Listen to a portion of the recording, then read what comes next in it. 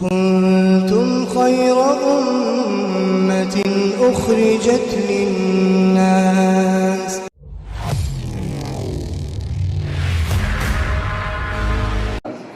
بہت ہی دھیان سے سنیے گا دوستو، ہم سب کی ذمہ داری ہے کہ اپنی بچیوں کی زندگیوں میں دین لائیں، اپنی بچیوں کی زندگیوں میں دین کی جو ہے وہ سمجھ ڈالیں اور گھروں میں تعلیم کو زندہ کریں، تاکہ صحابہ کرام کے قصے ان کے سامنے آئیں، صحابیات کے قصے ان کے سامنے آئیں، ایمان کیا ہے یہ ان کو پتا چلے، دین ہے کیا ان کو پتا چلے۔ صرف نام کا مسلمان ہو جانا یہ کافی نہیں ہے۔ اکثر و بیشتر اور بے تحاشا تو حالات ایسے پیش آ گئے ہیں، بے تحاشا ایسے حادثے رونما ہو رہے ہیں کہ جن کو بیان نہیں کیا جا سکتا، ہر شخص جانتا ہے۔ تو آخر ایسا کیا وجہ کیا ہے کہ ہماری بچیوں کی زندگیوں میں دین نہیں ہے، وہ مرتد ہو رہی ہیں۔ اسلام دوستو، آگے بڑھنے سے پہلے ہمارے چینل کو سبسکرائب ضرور کر لیں اور ہماری ویڈیوز کو زیادہ سے زیادہ لوگوں تک شیئر کریں۔ اسلام سے پھر رہی ہیں۔ جو شخص ایمان کی محنت نہیں کرے گا اور جس کی زندگی میں ایمان کی محنت نہیں ہوگی، جس کی زندگی میں دین کی محنت نہیں ہوگی، تو اس کے لیے دین کی اہمیت بھی نہیں ہوگی، اس کے لیے ایمان کی اہمیت بھی نہیں ہوگی۔ دوستو، نہایت ہی فکر مندی کی ضرورت ہے اس وقت، اور ہر شخص اپنے لیے ہی نہیں اپنے گھر والوں کے لیے بھی فکر مند ہو جائے۔ گھروں میں تعلیم کا زندہ ہونا یہ بہت ضروری ہے، زندگی میں دین کی دعوت کا ہونا بہت ضروری، اتنا زیادہ ضروری جیسے کھانے کے لیے، جیسے ہمارے جسم کے لیے کھانا اور پانی ضروری ہے، ایسے ہی آج کل دین کی دعوت کا ہونا ضروری۔ اگر ہم دعوت نہیں دے رہے ہوں گے تو ہم مدعو بن جائیں گے، کہ انسان دو حالات سے کبھی خالی نہیں، ایک ہوتا ہے دعوت دینے والا وہ دائی، ایک ہوتا ہے مدعو یعنی دوسرے کی دعوت کو قبول کرنے والا۔ تو اگر ہم دوسروں کو دعوت نہیں دے رہے ہیں تو ہم دوسروں کی دعوت قبول کرنے والے بن جائیں گے، اور اگر ہم دوسروں کو دعوت دے رہے ہیں تو پھر دوسروں کی کم از کم دعوت ہمارے اوپر اثر انداز نہیں ہوگی۔ ہماری نمازوں کی کیا حالت ہے، ہم ذرا غور کریں۔ صحابہ کرام رضی اللہ تعالیٰ عنہم اجمعین دو رکعتوں پہ اللہ تعالیٰ سے ناممکن کاموں کو ممکن کرا لیا کرتے تھے، دو رکعت۔ کہ ایک صحابی چلے جا رہے ہیں اپنے ساتھیوں کے ساتھ، چلتے چلتے اچانک ان کا خچر کو ٹھوکر لگی اور وہ گرا اور مر گیا۔ دوسرے صحابی بولے، ارے آ جاؤ میرے ساتھ آ جاؤ، اپنا سامان لے کے اسی پہ بیٹھ جاتے ہیں۔ تو وہ کہنے لگے، نہیں تم چلو، ہم آ رہے ہیں۔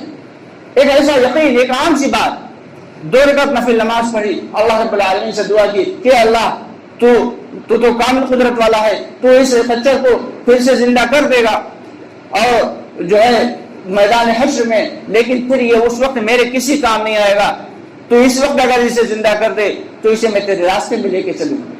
ابھی ان کی دعا پوری ہوئی تھی کہ اللہ رب العالمین نے اس خچر کو حکم دیا اور خچر کان پھڑپھڑاتا ہوا کھڑا ہو۔ تو دوستو، ہمیں خودی کو کر بلند اتنا کہ ہر تقدیر سے پہلے خدا بندے سے خود پوچھے، بتا تیری رضا کیا ہے۔ ہمیں اپنے ایمان کو اس لیول تک لے کے جانا ہے، اپنی نماز کو اس لیول تک لے کے جانا ہے کہ ہماری نمازوں میں جان ہو۔ ہماری نمازیں کہتے ہیں کہ نمازی ہیں تو بھی پریشان، ناممکن سی بات ہے، نمازی ہے تو کبھی پریشان نہیں ہو سکتا۔ نمازی اور پریشان امپاسبل، کبھی نہیں ہو سکتا۔ اگر نمازی ہے تو کبھی پریشان نہیں ہوگا۔ ابھی تو نماز کا ڈھانچہ ہے ہمارے پاس، کیا پڑھ رہے ہیں، کیا کر رہے ہیں، رکوع کیسے کرنا ہے، سجدہ کیسے کرنا ہے، اور جو ہے نماز کے جو ارکان ہیں وہ ابھی ہم نے سیکھے نہیں۔ نماز کے جو اذکار ہیں کہ سبحانک اللہم کیسے پڑھنا ہے، سبحانک اللہم کیسے پڑھنا ہے، اور الحمدللہ رب العالمین کے بجائے ہم الحمدللہ رب العالمین پڑھ رہے ہیں، یعنی بڑے ہی کی جگہ اگر چھوٹا ہا نکال دیا تو معنی بدل گئے۔ جب نماز کا پہلا حرف ہی ہم نے بدل دیا اور اس کے معنی بدل دیے تو پھر ہماری نماز کہاں رہی۔ ہمیں علماء کرام کے پاس، حفاظ کرام کے پاس جا کے نماز کے ارکان کو سیکھنا ہے، نماز کے اذکار کو سیکھنا ہے، اور نماز کو نماز بنا کے پڑھنا ہے۔ ایک شخص جو ہے نماز پڑھ رہا ہے، اس کا کھانا حرام، اس کا پینا حرام، اس کے کپڑے حرام، اور تو وہ نماز اسے بڑا کیا فائدہ پہنچائے گی؟ حضرت حذیفہ رضی اللہ تعالیٰ عنہ ایک دن انہوں نے دیکھا بڑے یہ لوگ وہ صحابی ہیں کہ جن کے بارے میں اللہ کے نبی صلی اللہ علیہ وسلم نے وہ بتایا تھا کہ جو منافقین ہیں سب کی لسٹ ان کو بتا دی تھی کہ کون کون منافق ہے. حضرت حذیفہ رضی اللہ تعالیٰ عنہ ایک دن بیٹھے ہوئے تھے ایک مسجد میں، دیکھیں کیا ایک صاحب آئے اور نماز پڑھی، انہوں نے بلایا یہاں آؤ، کہا یہ تم نے کیا کیا؟ کہا میں نے نماز پڑھی حضرت. کہا کب سے ایسی نماز پڑھ رہے ہو؟ بولے 40 سال ہو گئے. کتنے؟ 40 سال ہو گئے. تو حضرت حذیفہ رضی اللہ تعالیٰ نے فرمایا کہ اگر تم اسی نماز کو پڑھتے رہے اور پڑھتے پڑھتے مر گئے، ایسی ہی نماز پڑھتے پڑھتے مر گئے، تو کل حضرت محمد مصطفیٰ صلی اللہ علیہ وسلم کے لائے ہوئے دین پہ نہیں اٹھائے جاؤ گے. تو دوستو ہم نے نماز سیکھی نہیں. حضرت محمد مصطفیٰ صلی اللہ علیہ وسلم نے جبریل علیہ السلام سے نماز کو سیکھا. صحابہ کرام نے حضرت محمد مصطفیٰ صلی اللہ علیہ وسلم سے نماز کو سیکھا. صحابہ کرام کو مہینوں لگ گئے نماز کو سیکھنے میں، لیکن ہم جو بچپن میں پڑھتے تھے وہی ابھی بھی نماز پڑھ رہے ہیں. نماز کو سیکھنے میں شرم محسوس ہوتی، قرآن کو سیکھنے میں شرم محسوس ہوتی. تو اسی لیے نمازی پریشان. نمازی کیوں پریشان؟ کیونکہ ہماری نماز بنی ہی نہیں، اسی لیے پریشان. نمازی پریشان ہو ایسا ہو ہی نہیں سکتا.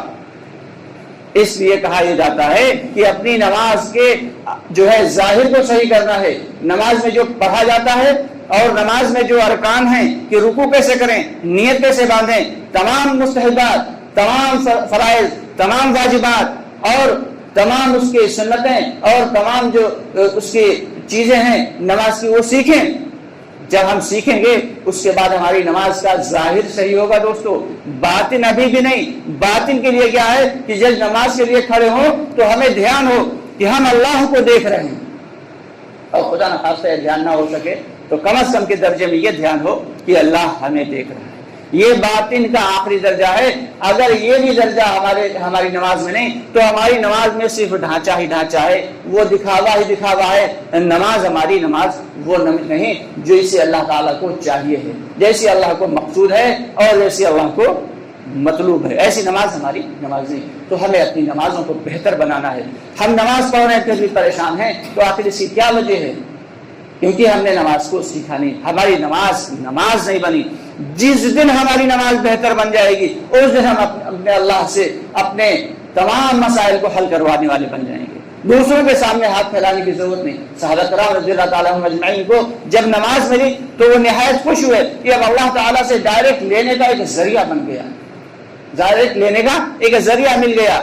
تو اس لیے ہم سب کی دوستوں ذمہ داری ہے کہ صرف کہتے ہیں کہ دو کان اللہ نے اس لیے نہیں دیے کہ ایک طرف سے سنو دوسری طرف سے نکال دو.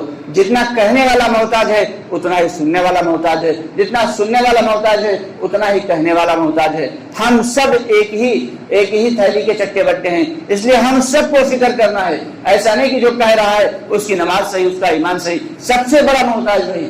تو ہم سب کو اس بات کی دوستوں فکر کرنا ہے کہ ہمارے ایمان میں کیسے اضافہ ہو جائے، ہمارا ایمان کیسے بہتر ہو جائے، ہماری نمازیں کیسے بہتر ہو جائیں، ہمارے گھروں کے ماحول کیسے بہتر ہو جائیں، ہمارے گھروں میں تعلیم کیسے زندہ ہو جائے اور ہمارے گھروں میں کیسے دین کی مجلسیں لگنے لگیں. کریں گے سب لوگ انشاءاللہ.